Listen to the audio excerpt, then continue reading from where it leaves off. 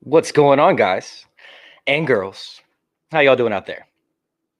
I am detoxing currently from an insane weekend that I had over here with Shane.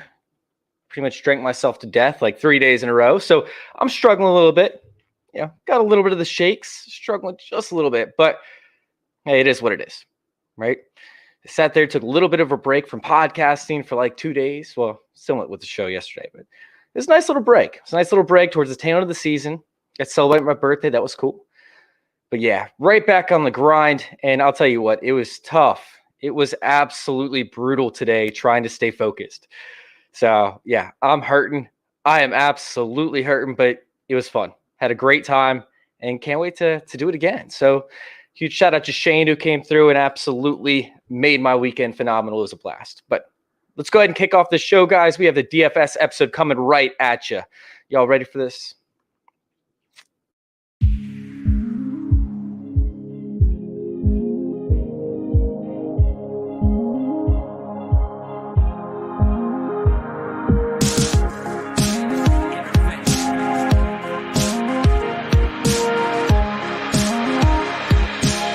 This is Fantasy Intervention.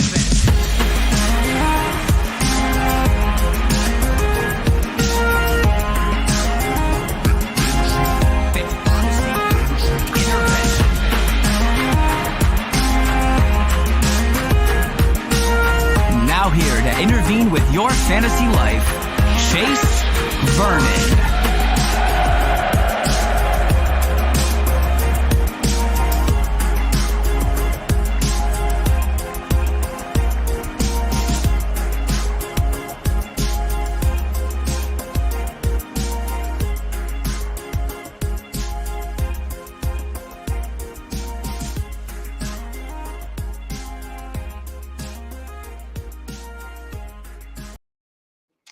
What is going on, guys? Welcome on into another episode of Fantasy Intervention we have coming at you.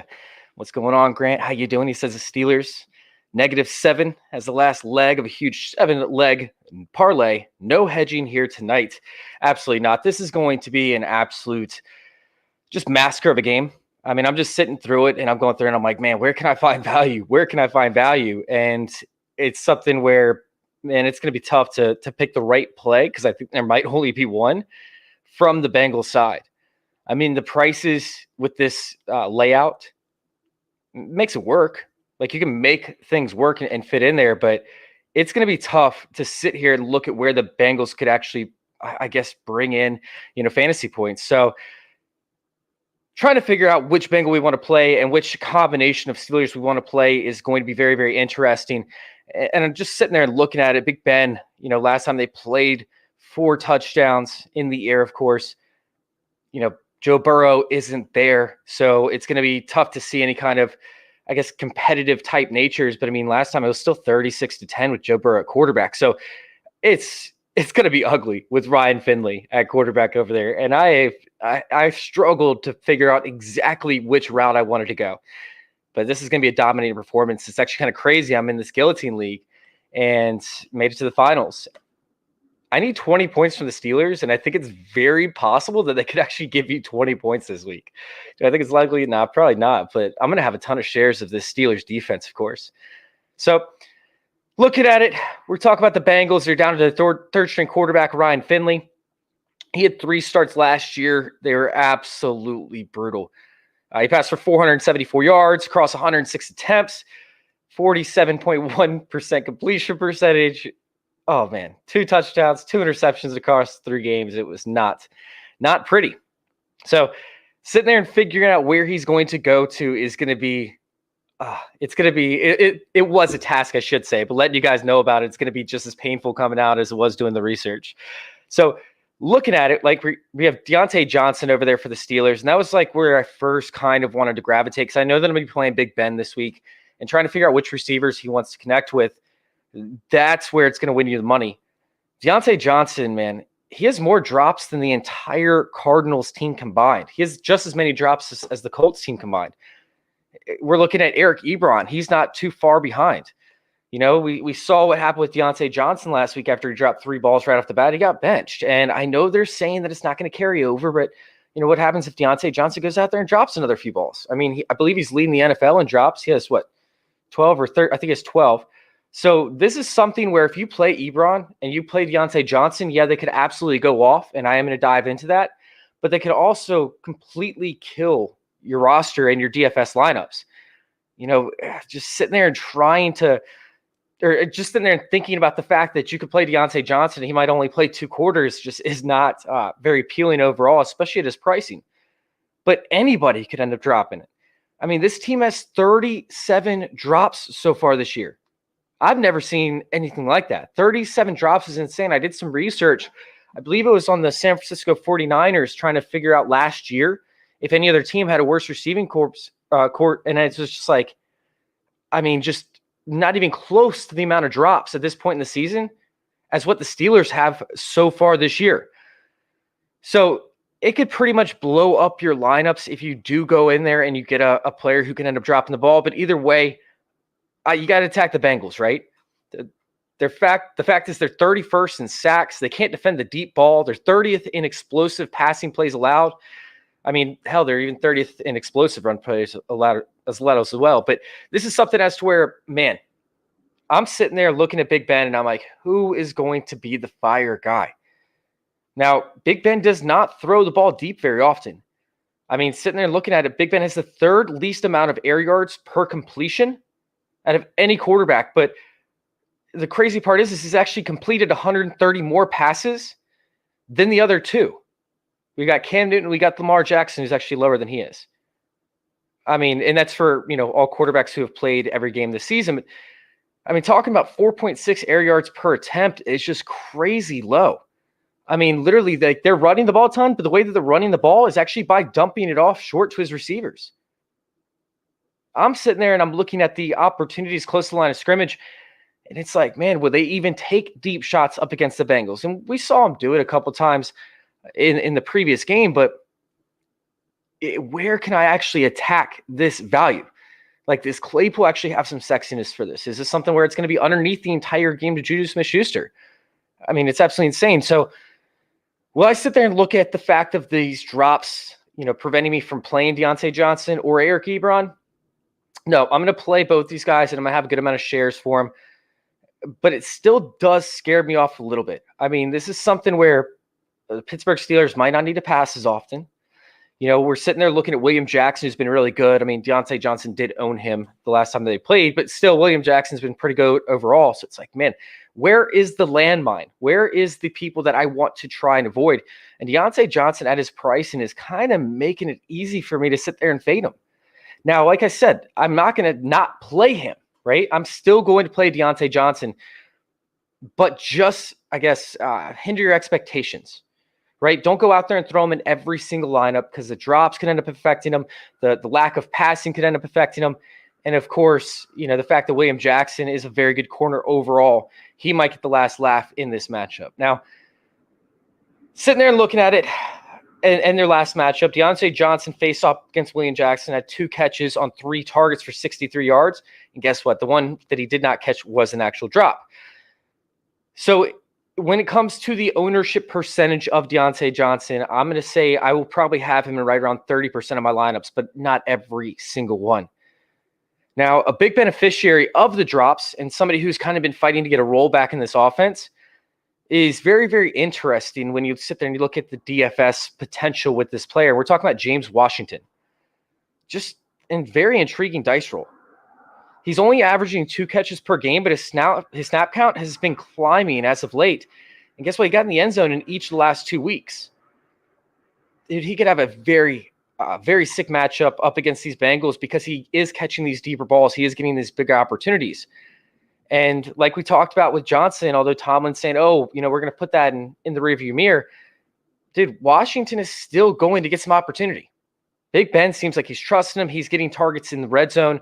And at 4,400, he's the cheapest wide receiver on this slate, or starting wide receiver on this slate. I'm going to be squeezing Washington into quite a few lineups. And honestly, I think that he could be very close to a tournament breaker if he ends up going off, because I think that I think Johnson's going to have very high ownership. I think that Claypool's ownership is going to be decent. I think that Juju Smith-Schuster's ownership is going to be up there. Tyler Boyd, We can talk about Higgins to an extent. I mean, it's going to be between him and AJ Green as to the lowest owned wide receiver. So I'm going to sit there and I'm going to throw Washington quite a few of my lineups in at 4,400. I don't think you can really go wrong with it. If he gets a touchdown, everything else after that is going to be bonus. So we sit there and we look at Chase Claypool. The Steelers' offense really has not looked the same as of late. They did face, 3 tough defenses in a row is what I'm looking at right here. But looking at Claypool's regression, I feel like his actually had a direct correlation with the actual drops. I mean, if I sat there and I broke it down, there was only 2 balls completed to him where they had 10 yards to go. So in other words, right, and one of them, by the way, was on first down. So it's really only 1 ball where they had 10 yards to go where they saw him. So in other words, when you sit there and you have these short yardage situations on second and third down, the opposing team is going to protect the first down marker.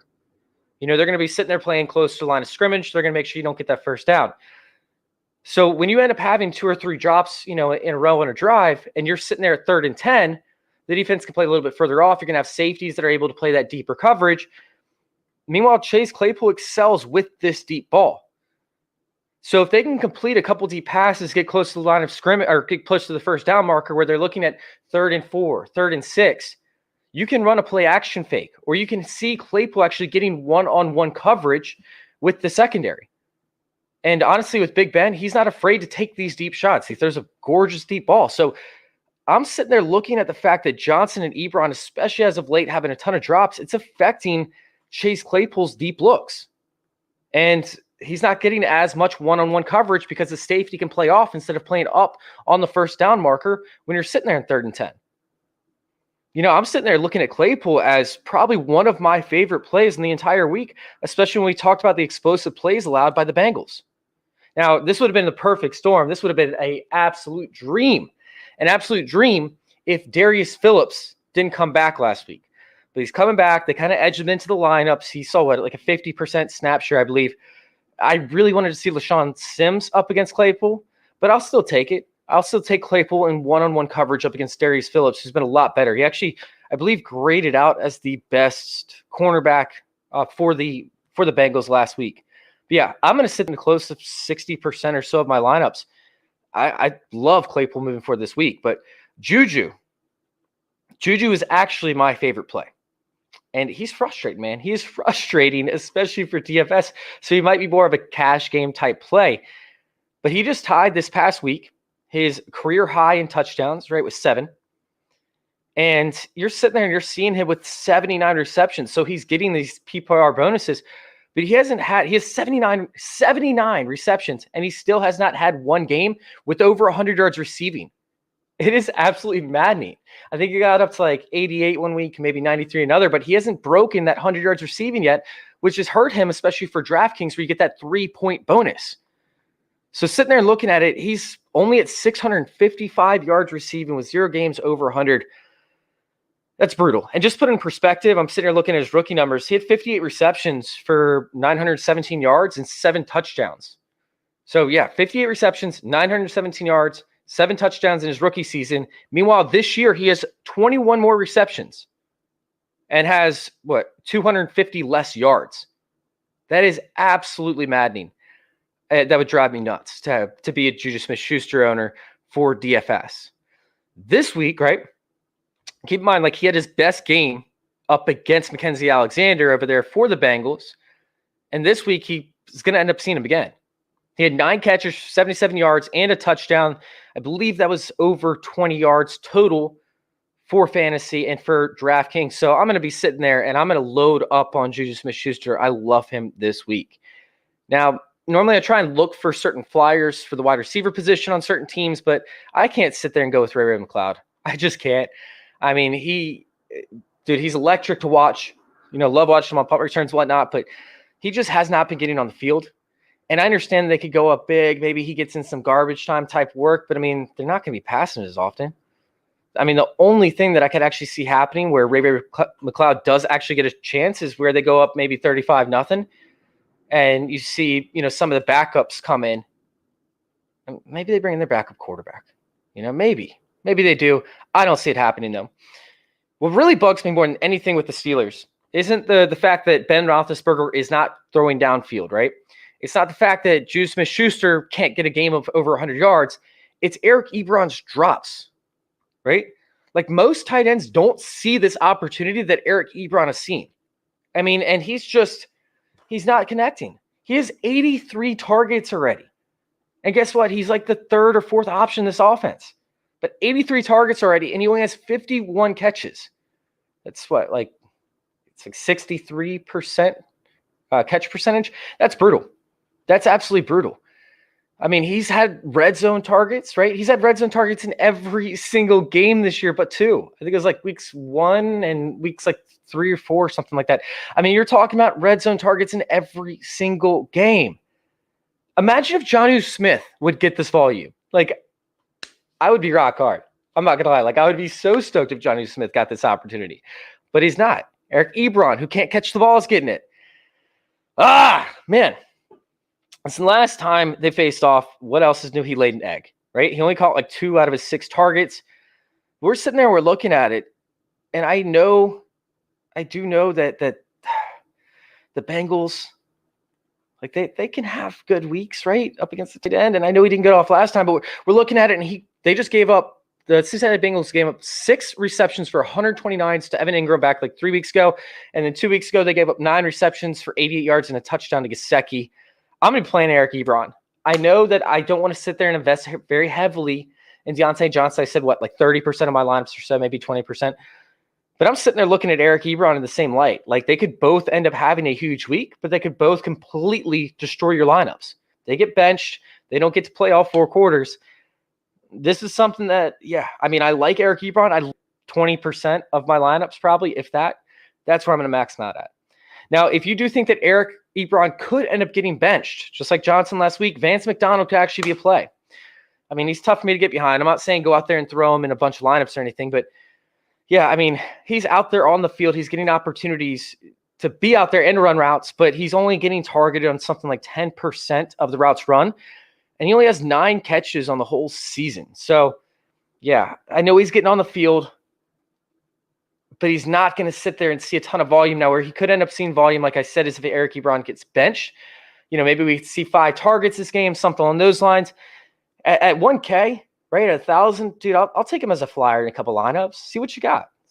He could end up being that roster breaker, that tournament breaker, but, I'm not locking in on him. Now, as for the running game over there for the Steelers, this is something as to where I don't sit there and love James Conner. Like, I want him to do well. I really do. But Conner being listed as a limited participant in practice, I got to make sure I check the injury reports because I don't even know that he's a lock to play. But he has practiced 2 days in a row. So sitting there and looking at it, man, like he wasn't effective before when he was healthy. I think he had like 10 carries for 36 yards. This isn't something as to where you can lock James Conner into your lineups and be like, oh, man, this is where I'm going. Cincinnati, like we talked about, has given up, I believe it was, the 30th most explosive running plays, maybe it's 31st. So, I mean, they're porous up against the run, but I can't sit there and feel good about rolling out Conner in a bunch of my lineups. I mean, I feel like I'm kind of like a broken record saying, oh, you can't do this in everyone, but I want to. You can't do this in everyone I want to. That's the reality of the situation. Outside of Big Ben and James Conner, I don't feel 100% confident rolling out anybody because there are just so many variables that comes to this matchup. So James Conner will end up in probably 10% of my lineups or so. And don't get me wrong, if Conner is out, I love Benny Snell. He will become a lock. Benny Snell will become a lock if James Conner is out. But I'm sitting there thinking like James Conner can be dashed in there. I probably won't have any. I might have 1 or 2 and with Benny Snell if James Conner doesn't, or if James Conner does play. But I'm not feeling confident with any of these. Now, the tricky one, another lineup breaker that we could talk about, another tournament breaker could be Jalen Samuels, right? I mean, we talk about his third down opportunities and his snap counts. He's been on the field a whole ton. And if I'm sitting there and I think that the Bengals could end up making this game competitive, maybe I'll take a contrarian lineup, which I do from time to time. I play completely against my gut, and against my research. And I go out there and I play players that I would never play. Dude, Jalen Samuels could absolutely fit in there. I mean, Big Ben, he likes to dump it off to his running back. We've seen Jalen Samuels be somewhat relevant. I mean, not overly relevant in this pass catching role, but in PPR, man, this is something he could hammer home. So I'm actually liking Jalen Samuels in a few lineups, especially in lineups that I have the Bengals going heavy. And I know that I like the Steelers side of things in this. And honestly, I might have maybe a handful of lineups, so I'll have multiple Bengals players because I'm going to be hammered home on the Steelers. But Jalen Samuels could be a play in a contrarian lineup. I like it. I like it. Now, as on to the other side of things, when we sit here and we look at it, for the running game, that is, man, the Steelers, you can't run on them. I believe they're first or third up against the run so far this season, and they are tough to run against. I've watched multiple games where running backs just get shut down. Now, when we sit there and we look at the yards per carry allowed, I believe on the year it's like 3.68 yards per carry, something like that. And I do know that Samaje Perine was actually able to generate over 6 yards per carry, but that's still just generated over 6 total fantasy points. So when we're sitting there, we're looking at Samaje Perine or Travion Williams or Giovanni Bernard. It's not something as to where like they're going to get enough volume, because I do think that the Steelers go up big where they could see some fantasy relevance. I mean, Steelers going to load the box. They're going to blitz a lot. It's not going to allow the running backs to generate a ton of yards, and we're going to see them tee off on Ryan Finley on 3rd and longs time and time again. So when it comes to these like red zone opportunities and stuff, they just have not been there for the Bengals. Playing any one of these running backs outside of maybe Gio Bernard, I don't feel 100% confident in that. Like, I'm not sitting there loving Travion Williams, although he looked good last week. I'm not loving Samaje Perine. I think you got to fade these running backs. And even Giovanni Bernard isn't sexy for me. Like, he might end up in 5, maybe 10% of my lineups. But the biggest thing is the fact that we need to see them get into the red zone for these running backs to be relevant. And we sit there and we talk about, Giovanni Bernard getting pulled for a fumble, and then Travion Williams comes in. He still didn't even see any red zone opportunities, I don't believe. And if he did, it was like 1, if that. So he's sitting there averaging 4.1 yards per carry, caught 3 balls for 14 yards, but that was up against the Dallas Cowboys, who are terrible up against the running back. So Travion Williams is not going to be very heavily played. Now, I could see it as a flyer type situation, complete dart throw, maybe 1 lineup though. I'm not going to overdo it. Once again, Giovanni Bernard is playable just because of the PPR appeal. We're sitting there, we're looking at Burrow and, Giovanni's duck inefficiency since Joe Burrow left. But keep in mind, Ryan Finley loves to check it down. With Allen being out, this is going to be a Ryan Finley type game where you're going to see a ton of targets go to the slot. You're going to see a ton of targets go to the tight end. You're going to see a ton of targets go to the running back. So Giovanni Bernard is probably somebody that I like a little bit more often than these other running backs, even at his pricing.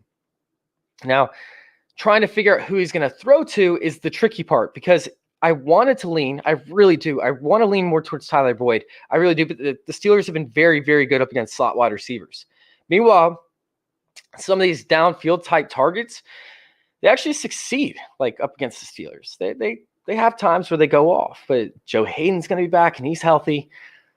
Steve Nelson is somebody that if you think that they're going to have any chance to make this game competitive, Steve Nelson is going to have to be attacked. And Steve Nelson still is very good, but he's probably the weakest link in this secondary to an extent. I mean, we look at Sutton, we look at Joe Hayden, we look at how this secondary is actually done very, very well. And yeah, I just don't know how they're going to sit there and pass with such a bad offensive line. It's going to be ugly. It is going to be ugly. Sitting there and look at the targets, right? What is it? Finley attempted 19 passes so far this year. 5 went to Higgins. Boyd got 4.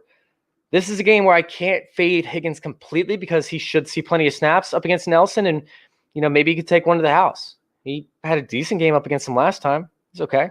Actually, I think he owned him. Yeah, he did. But I'm sitting there looking at an opportunity as to where I will play Tyler Boyd in quite a few of my lineups. But the thing that broke this open for me, and the reason why I'm going to go Higgins over Tyler Boyd, is because Higgins is 1,600 less on DraftKings. And I don't really know how, because Higgins, for a DFS type of tournament, like, he's the perfect play. I know that Boyd has been more of the upside type guy, and I still expect him to see the targets, but you could see Higgins coming out of this game with 2 touchdowns. It's very, very possible. I'm hoping for a garbage time, to be honest with you. Even AJ Green, like, he makes sense as a dart throw at 5,400 because his ownership is going to be down there with James Washington. Hope for some garbage time production, hope for a fourth quarter touchdown, hope for some backups to come in. 5,400 for AJ Green, I'll take that. I'll take that all day. Let's go ahead and roll with that as a dart throw. Throw him in 5% of your lineups or so. Now, the interesting play, the play that I probably like the most out of all these when it comes to locking in. Oh, Connor is out. Thank you very much, Grant. I just checked it. Good call on that. Connor's out. So, yeah, I like Benny Snell then. Lock Benny Snell in there. All right, so the interesting play for me is Sample, who also saw 4 targets from Finley so far this year. So like we talked about, Finley's attempted 19 passes so far in the season. 5 went to Higgins, 4 went to Boyd, and 4 more went to Drew Sample. That's right, the tight end, because Finley likes to check it down. Now, my concern is that they leave Finley in to block a little bit more often, but that could also open up a red zone opportunity if they even get to the red zone for Finley to take one to the house. But the reality is when we sit there and we look at it, right, the Steelers, you can pass the running back on them and you can pass to the tight end against them. And there's not a ton of teams that have done it because they have been leaving their tight end to block. The blitzing from the Steelers is absolutely insane. But if you sit there and you let the defense rush, right, and you can check it off on a screen type play to a tight end, there's going to be nobody there to stop him. We can see Drew Sample have a massive game, very, very similar to Logan Thomas, who went, 9 receptions or 8 receptions for 98 yards and a touchdown or 2. Like, this is something where I actually love. I love playing Drew Sample. He is probably going to be my favorite flyer on this. And when we sit there and we look at 4,200, I don't think that's cheap. I don't think the 4,200 is very cheap. Sample has not been producing as of late, at least enough to make him a big time play. This is the definition of a tournament breaker. This is the perfect, the literally ideal candidate to go in and have 2% or 3% ownership. And you could sit there and crush it in a tournament with him. If he gets you a touchdown, right? If he gets you 50 yards receiving, if he gets you 6 receptions, you're talking about sitting there and breaking half these lineups open while only having 2 or 3% because of his price. Like, he's not dirt cheap. 4,200 still makes it tough to play. And when you can play guys like AJ Green at 5,400, you can play James Washington, who I still think is a tournament breaker. A lot of people are going to opt off. They're going to go with the kicker. They're going to go with the guys who can guarantee them slightly more points and get them an edge. But, man, Drew Sample, that's a tournament breaker right there. He is my lock to play. And not my lock. He is my lock as in a dart throw type play. And although he doesn't have a ton of upside, I'm going to have him probably 30 or 40% of my lineups. I'm going to go top heavy. I'm going to go ahead and get Ben Roethlisberger on my team. I'm going to try and get Claypool and Deontay Johnson over there on my team. And then I'm going to run it back with a cheaper option in Drew Sample. I love this pick, man. You talk about Finley's just necessity to check it down. Sit there and go through the games where he played last year. Nobody really had a crazy good game outside of, I believe, Tyler Boyd in 1 out of 3 matchups. But, man, I love Drew Sample as that dart throw play. Now, I appreciate you guys for tuning in to our DFS show. That's going to do it for us. Go hop over there at Thrive Fantasy. Use promo code CIRCLE to get an instant match bonus. That's right, promo code CIRCLE to get an instant match bonus of up to $50. Make sure you guys go check us out at youtube.com/fantasyintervention and, of course, Twitter at joinourcircle_. You guys can find me right below. You'll see that, FF_intervention. Wahoo. Make sure you guys come and check us out, man. It's been fun. This place is blowing up. We have a lot of big things in the works, and I have some secrets going on that not everybody knows about, but I cannot wait to announce them once I actually have signed off on the paperwork. So I'm very, very excited to get that up and rolling. Big things are happening. Thank you guys for checking us out and supporting Fantasy Intervention. We appreciate you guys for letting us intervene with your fantasy football life. Good luck tonight.